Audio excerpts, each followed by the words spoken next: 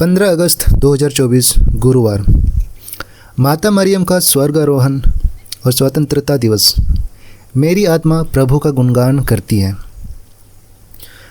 आज का पहला पाठ प्रकाशना ग्रंथ अध्याय 11 पद संख्या 19 का ए, अध्याय 12 पद संख्या 1 से 6 ए और 10 ए भी।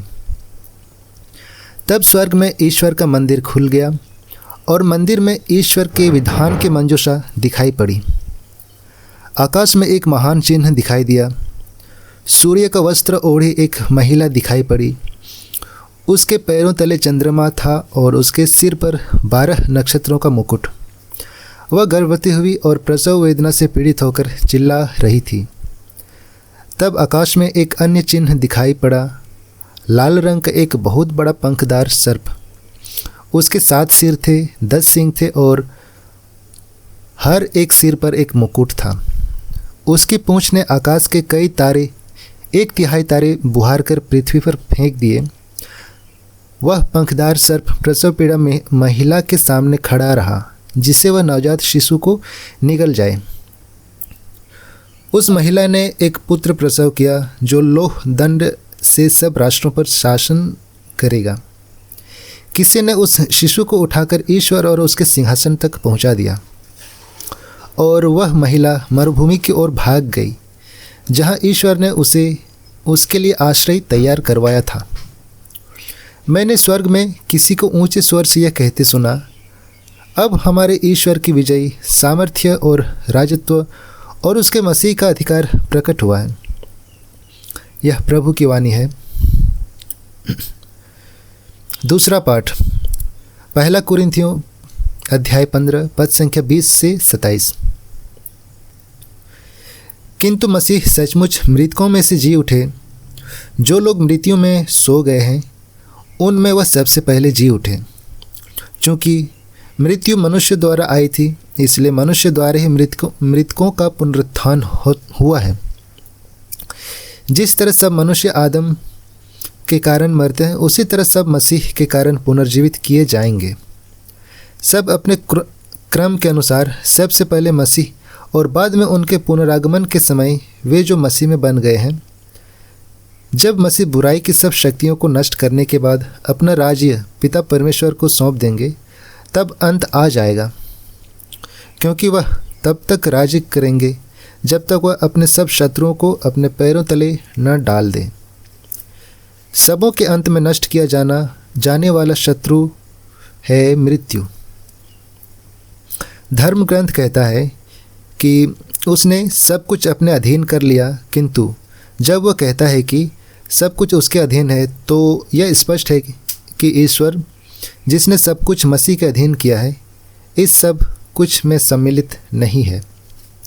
यह प्रभु की वाणी है। ईश्वर को धन्यवाद। संत लूकास का पवित्र सुसमाचार अध्याय 1 पद संख्या 39 से 56। उन दिनों मरियम पहाड़ी प्रदेश में यूदा के एक नगर के लिए शीघ्रता से चल पड़ी। उसने जकरियस के घर में प्रवेश कर एलिजाबेथ का अभिवादन किया। ज्यों ही एलिजाबेथ ने मरियम का अभिवादन सुना, बच्चा उसके गर्भ में उछल पड़ा और एलिजाबेथ पवित्र आत्मा से परिपूर्ण हो गई। वह ऊंचे स्वर में बोल उठी, आप नारियों में धन्य है और धन्य है आपके गर्भ का फल। मुझे यह सौभाग्य कैसे प्राप्त हुआ कि मेरे प्रभु की माता मेरे पास आई? क्योंकि देखिए, ज्यों ही आपका प्रणाम मेरे आँखों में पड़ा, बच्चा मेरे गर्भ में आनंद के मारे उछल पड़ा। और धन्य है आप, जिन्होंने यह विश्वास किया कि प्रभु ने आपसे जो कुछ कहा वह पूरा हो जाएगा। तब मरियम बोल उठी, मेरी आत्मा प्रभु का गुणगान करती है। मेरा मन अपने मुक्तिदाता ईश्वर में आनंद मनाता है, क्योंकि उसने अपने दीन पर कृपा दृष्टि की है। अब से वह पीढ़ियाँ मुझे धन्य कहेंगी, क्योंकि सर्वशक्तिमान ने मेरे लिए महान कार्य किए हैं। पवित्र है उसका नाम, उसकी कृपा उसके श्रद्धालु भक्तों पर पीढ़ी दर पीढ़ी बनी रहती है। उसने अपना बाहुबल प्रदर्शित किया है, उसने घमंडियों को तितर बितर कर दिया है। उसने शक्तिशालियों को उनके आसनों से गिरा दिया और दीनों को महान बना दिया है। उसने दरिद्रों को संपन्न किया और धनियों को खाली हाथ लौटा दिया है। इब्राहिम और उनके वंश के प्रति अपनी चिरस्थायी दया को स्मरण कर उसने हमारे पूर्वज के प्रति अपने प्रतिज्ञा के अनुसार अपने दास इस्राएल की सुधि ली है। लगभग 3 महीने एलिजाबेथ के साथ रहकर मरियम अपने घर को लौट आई। यह हमारे प्रभु यीशु ख्रिस्त का सुसमाचार है। ख्रिस्त की जय। तो चलिए आज के तीनों पाठ को हम मनन चिंतन करते हैं, जो कि फादर जॉनसन बी मरिया के द्वारा, ग्वालियर धर्म प्रांत के हैं, उसके द्वारा दिया गया है। और वो कहते हैं, आज का यह दिन न केवल हमारे देश के लिए महत्वपूर्ण है क्योंकि आज हमारा स्वतंत्रता दिवस है, बल्कि संसार की समस्त कलीसिया के लिए भी यह दिन विशेष है, क्योंकि हम स्वर्ग में धन्य कुंवारी माता मरियम के उद्ग्रहण का पर्व मनाते हैं। यद्यपि माता मरियम के स्वर्ग में उद्ग्रहण की याद में हम यह त्यौहार मनाते थे, लेकिन आधिकारिक तौर पर त्यौहार को मनाने की घोषणा हमारे देश की स्वतंत्रता के 3 साल बाद 1950 में हुई। इस पर्व की घोषणा संत पापा पियूस 12वें के द्वारा प्रेरित विधान मुनिफिसेंटिसिमुस देवोस में 1 नवंबर 1950 को की थी। तभी से यह पर्व बड़े हर्षोल्लास, भक्ति एवं प्रेम के साथ 15 अगस्त के दिन मनाया जाता है।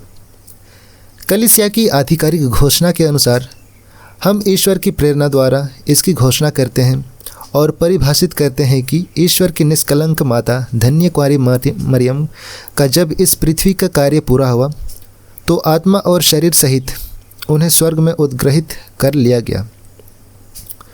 माता मरियम ने मानव मुक्ति के ईश्वर के विधान में बहुत महत्वपूर्ण भूमिका निभाई थी। तो उनका प्रिय पुत्र, जिसे उसने बड़ी नाजों से पाला था, उन्हें यही मृत्युलोक में कैसे छोड़ देता।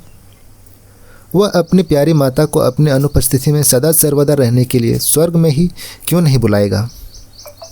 हमारा विश्वास है कि माता मरियम अपने पुत्र के पास स्वर्ग में विराजमान होकर सदा हमारे लिए प्रार्थना करती रहती है।